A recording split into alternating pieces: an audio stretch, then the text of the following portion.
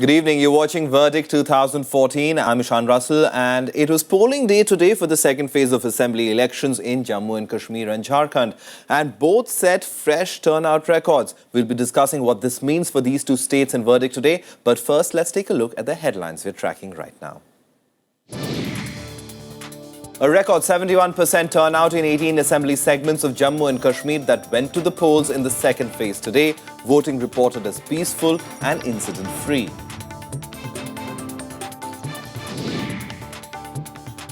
Jharkhand records over 64% voting in the second phase. The fate of two former state chief ministers sealed in the EVMs. And Kashmiri pundits in the valley remain skeptical despite elaborate promises made to woo this key section of the electorate.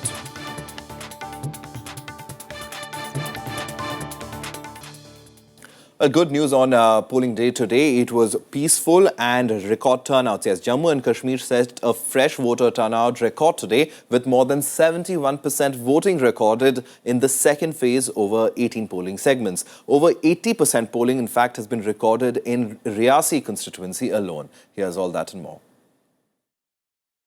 Overall average percentage of the entire phase 2 is 71%, which compares with 68.79% in the general elections of 2008. Another strong reply from Jammu and Kashmir, another rejection of anti-democracy elements days after the state had polled a record 70% in the first phase. Voting in this phase faced a backdrop of recent terrorist violence in the run-up and warnings from trouble elements, but heavy security was in place to thwart all designs. पुख्ता security के बंदोबस्त किए गए हैं। जो भी security situation और जो डेवलपमेंट रिसेंटली हमने देखा हमारी स्टेट में, उसी के मद्देनजर चलते हुए बहुत अच्छे ढंग से जो सिक्योरिटी के अरेंजमेंट्स हैं वो किए गए हैं। After a slow start, turnout figures made up later. Riyasi recorded the highest 80% polling, followed by 76% in Udhampur. 75% of eligible voters turned out to vote in Poonch. Some of the most sensitive areas, Kupwara, Kulgam, Gulabgarh, Gul Arnas and others recorded 60% plus turnout. Substantial leaps over the last assembly elections.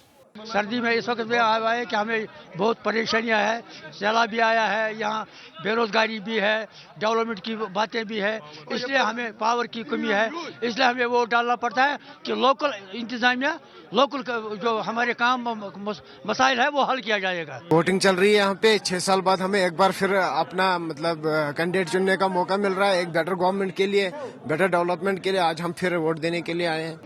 Of the 175 candidates for the 18 seats, there's the present Deputy Speaker, 4 ministers and 11 other sitting MLAs in the fray in this round. Sakina Ittu is the lone woman minister in the Congress NC government. Also keenly watched, the fate of separatist-turned-politician Sajjad Ghani Lone, who is contesting on a People's Conference ticket from Handwara in this phase. Lone was in Handwara to cast his ballot, stressing on the call for change. People come out, they have a strong sense of politics, they know what it means. Although the reason people are desiring change is that the same concept of democracy, which means empowerment, has been translated into disempowerment. And they want to empower themselves yet again. They want to change in the political culture, the macro-political culture, structural changes. 33 of 87 assembly segments have voted after the second phase of polling. Jammu and Kashmir goes to polls in the third phase on the 9th of December. Overall counting will be held on the 23rd of this month. Bureau Report, Rajya Sabha Television. All right, we're joined now live by Smita Gupta. She's the deputy editor at the Hindu newspaper. Thanks very much for coming in, Smita. A record turnout in Kashmir, 71%. I mean, what does this really mean in terms of turnout? Because there are phases left for polling. Do we see this turnout increase in the coming phases? People really embracing democracy?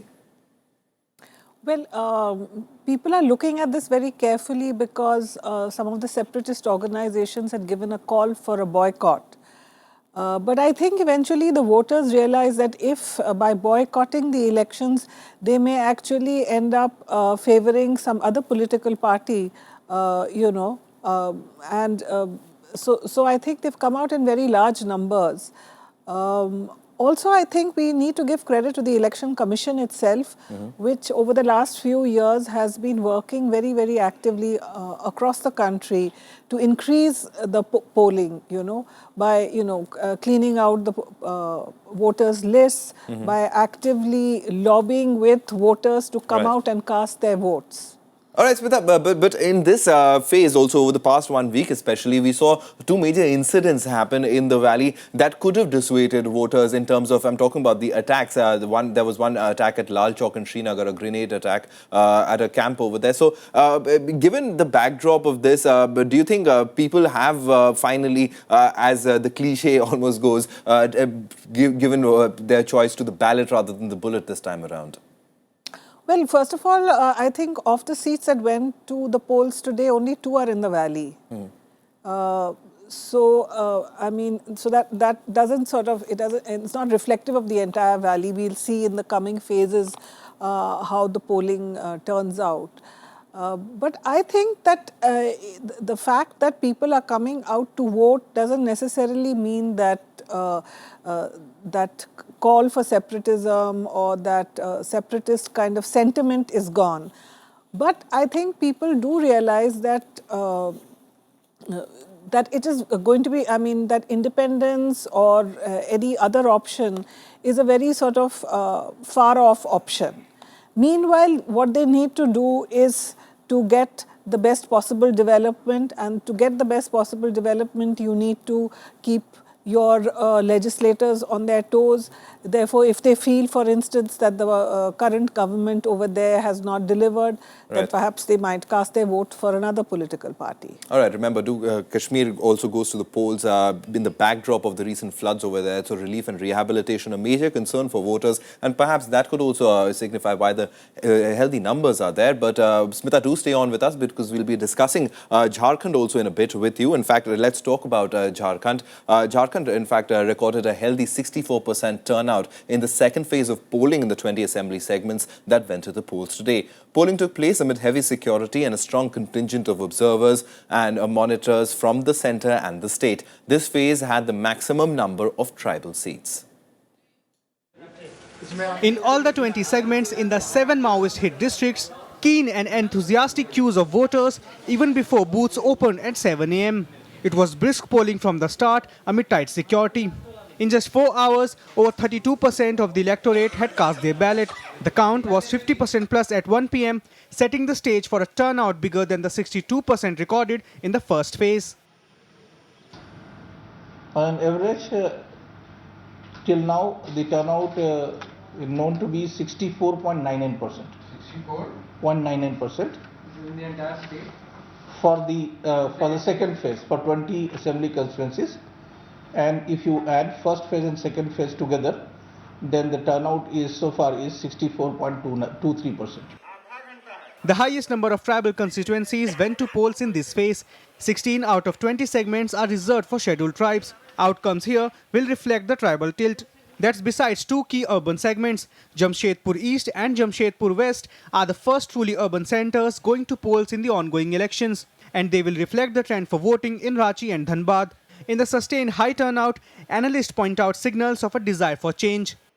Vote डालने का कारण है कि स्थिर सरकार चाहते हैं हम लोग। झारखंड में जब से झारखंड बना तब से सरकार हर 6 महीना साल भर में सरकार बदल रही है, तो स्थिर सरकार बने। बेरोजगारी बढ़ते ही जा रहा है, देखते हैं नक्सल प्रभावित एरिया है, कुछ नहीं करते हैं सरकार, जहाँ था जब तब मार के चल जाते हैं। खूंटी तो ऐसे भी पॉपुलर हो चुका है, जब सब किसी को जो भी बिजनेस करते हैं वो लोग लेवी वसूलते हैं, ये सब सुधरेगा। इसीलिए सोच रहे हैं इस बार कुछ नई सरकार, इतने साल में मतलब 10 साल हो गया होगा, 8 बार तो हम लोग चीफ मिनिस्टर बदल चुके हैं। In personality terms, this phase is a test for former Chief Minister Arjun Munda and Madhu Koda. Koda is contesting from behind bars from Majgaon seat. Among others, the fate of 10 former state ministers, including Enos Eka, Joba Manji, Raghuvar Das and Bimla Pradhan, has been decided in this phase.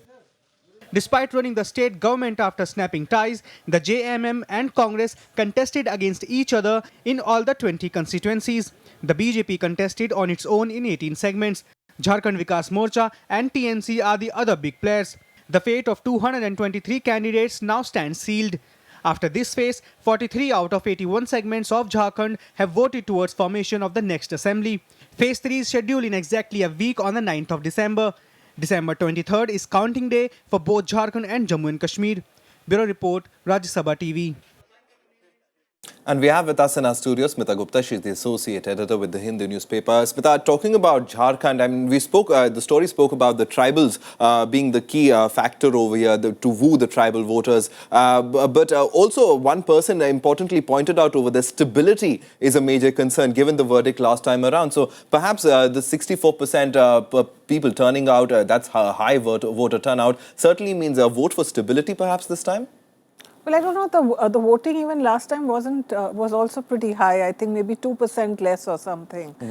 There is a possibility that this time there may be a stable government, because last time the BJP was the single largest party but was unable to form a government because it was not able to gather its allies together. But this time, perhaps given the national mood and given the current mood in Jharkhand, maybe the BJP from that single largest may be able to achieve a majority, in which case we might see a stable government there.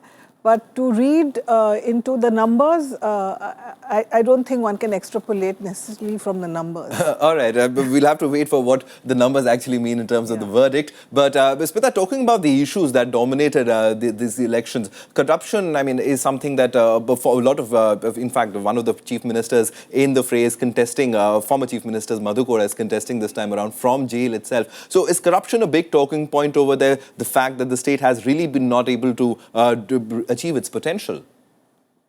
Well, corruption has always been a very big issue in Jharkhand, but I think along with that, it's the lack of development, and then you have also the Maoist problem. Today's polling, as you mentioned yourself, is largely in those districts, in tribal districts, many of which are affected, what are called LWE districts. And in fact, the government has, I think, there's a heavy deployment, some 45,000 troops are out to ensure free and fair polling. So all those factors also, you know, will play their role. I think it's a lack of development and also, you know, representation, you know, because when Jharkhand was carved out of Bihar, it was carved out essentially as a state that would, for the tribals. Right. There is that kind of interplay also, because you have parties like the Jharkhand Mukti Morcha, which actually represent the tribals. All right, so we'll have to really wait until the verdict actually comes out to really find out what the tribals had to say with their vote. But Smita, thank you very much for coming in and sharing your perspective on the two big election polls that happened today in Jammu and Kashmir and Jharkhand. Thanks very much for coming in.